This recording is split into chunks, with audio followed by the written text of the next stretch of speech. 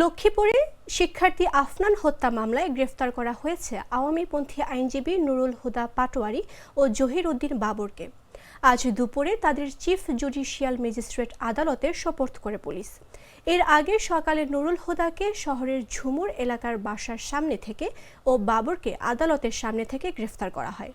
গ্রেফতার নুরুল হুদা জেলা আওয়ামী লীগের সাবেক সাংগঠনিক সম্পাদক ও জেলা আইনজীবী সমিতির সাবেক সভাপতি। অন্যদিকে জহির উদ্দিন বাবর জেলা জজ আদালতের সাবেক সরকারি কৌঁসুলি ও লক্ষ্মীপুর পৌর আওয়ামী লীগের সাবেক সাধারণ সম্পাদক। পুলিশ ও স্থানীয়রা জানায় তাদের দুজনকে গত 4 আগস্ট শিক্ষার্থী সাদ আল আফনান হত্যা মামলায় গ্রেফতার দেখিয়ে আদালতে সোপর্দ করা হয়েছে। তবে তারা মামলার এজাহারভুক্ত আসামি ছিলেন না। অজ্ঞাতনামা আসামিদের তালিকায় তাদের গ্রেফতার দেখানো হয়েছে।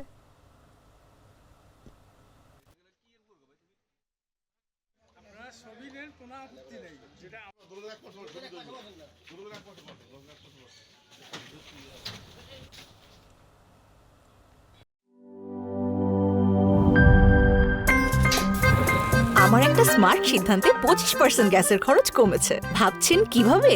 সাধারণ গ্যাস স্টোভ বদলে আমি এনেছি আরএফএল গ্যাস স্টোভ। এর সাইন্টিফিক নজল ও ব্রাস বার্নার ক্যাপ সমানভাবে তাপ ছড়িয়ে রান্না করে দ্রুত, তাই গ্যাসও বাঁচায় 25%, টাকাও বাঁচে 25%। আরএফএল গ্যাস স্টোভ নিরাপদ ও গ্যাস সাশ্রয়ী।